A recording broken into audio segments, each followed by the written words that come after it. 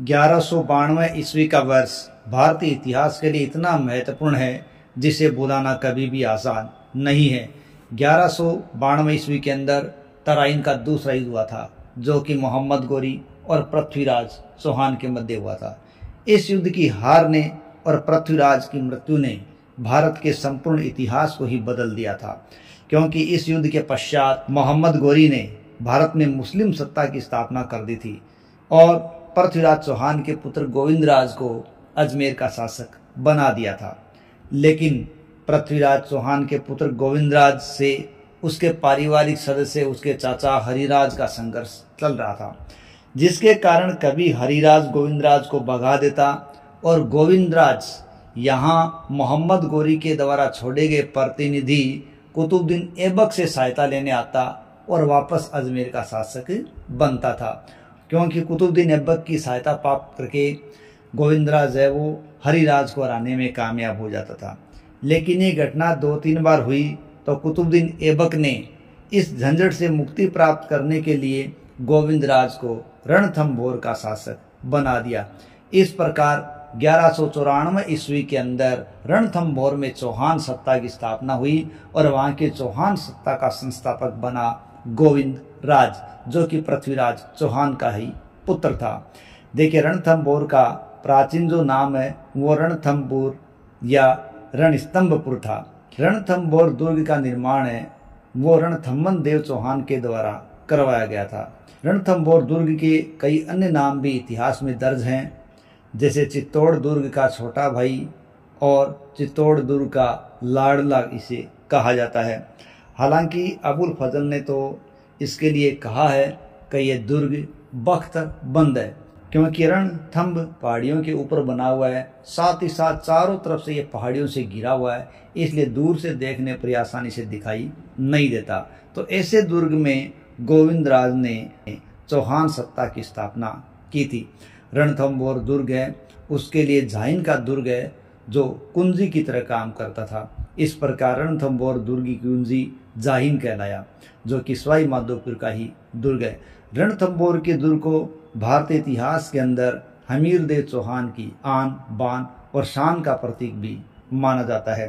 तो आइए आज की इस कड़ी के अंदर रणथंभौर के उन चौहानों के बारे में जानकारी प्राप्त करते हैं। हमारे YouTube channel famous stories of the world में आपका स्वागत है। यदि हमारे प्रयास पसंद आ रहे हैं तो प्लीज़ चैनल को सब्सक्राइब करें, वीडियो को लाइक करें, कमेंट करें और आगे से आगे शेयर करें। तो आइए चलते हैं रणथंभौर के चौहान वंश की ओर। गोविंदराज ने जो रणथंभौर के अंदर चौहान सत्ता स्थापित की थी, वो चौहान सत्ता सल्तनत के एक जागीरदार के रूप में ही मानी गई है, क्योंकि सुल्तानों ने ही उसे वहाँ शासक बनाया था। लेकिन बाद में गोविंदराज ने सल्तनत के साथ लगातार संघर्ष भी किया था और कभी कभी वो उनसे स्वतंत्र हो जाता, कभी उनकी अधीनता स्वीकार कर लेता था। लेकिन एक बड़ी घटना जरूर मानी जाती है कि अपने चाचा हरिराज के साथ उनका संघर्ष चल रहा था। उसी हरिराज के राज्य पर बाद में सुल्तानों का शासन हो गया, तो उन्होंने अपने चाचा हरिराज को भी रणथंभौर में शरण दी थी। इस प्रकार गोविंदराज ने कभी सल्तनत तो कभी स्वतंत्र रूप से शासन किया था। गोविंदराज के पश्चात उसका पुत्र वल्लण या वल्लनदेव या बहलाना शासक बना था। इस प्रकार गोविंदराज के पुत्र के इतिहास में अलग अलग नाम दर्ज किए गए। इसके समय इल्तुतमिश है वो एक सल्तनत का सुल्तान था और सल्तनत के इस सुल्तान के अधीन ही जागीरदार था बहलाना या वल्लनदेव या वल्लण। लेकिन उसने भी कभी इल्तुतमिश के अधीनता को पूरी तरीके से स्वीकार नहीं किया था और लगातार उससे संघर्ष किया था। अर्थात सुल्तान जो सल्तनत के थे रणथंभौर के सर्वे सर्वा थे, लेकिन रणथंभौर के चौहानों ने कभी भी पूरी तरीके से उनकी अधीनता स्वीकार नहीं की। लगातार उनसे स्वतंत्रता के लिए वो प्रयास करते रहे थे। कभी वो स्वतंत्र हो जाते, कभी उनके अधीन हो जाते। ये रणथंभौर के चौहानों की एक खास बात रही है। लेकिन यहाँ इल्तुतमिश भारी पड़ते हैं और इल्तुतमिश है वो अधिकांश समय तक रणथंभौर पर कब्जा करके रखते हैं।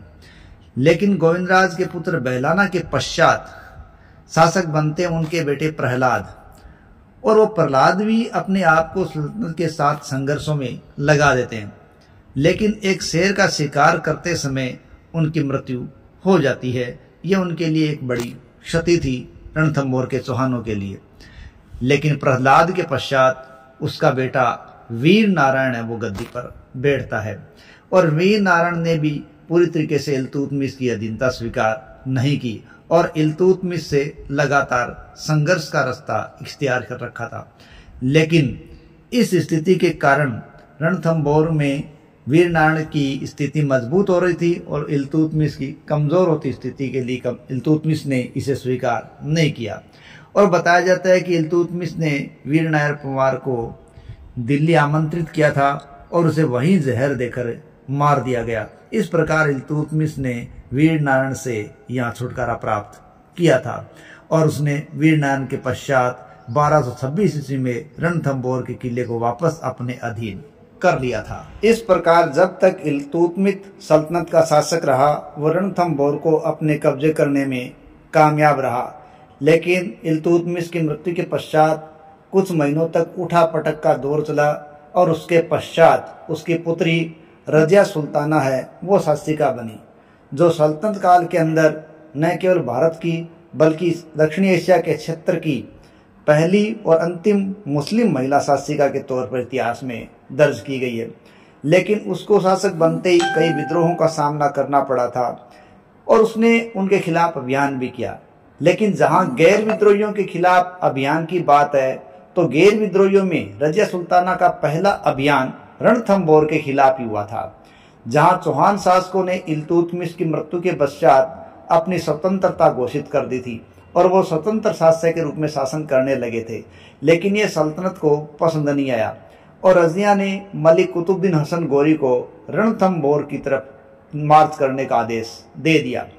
मलिक कुतुबुद्दीन हसन गोरी है, वो रणथंभौर के किले से तुर्क सरदारों को और अधिकारियों को बाहर निकालने में सक्षम हुआ, लेकिन वो चौहानों को अपने अधीन नहीं ला सका और वो अपने इस कार्य में असफल हो गया।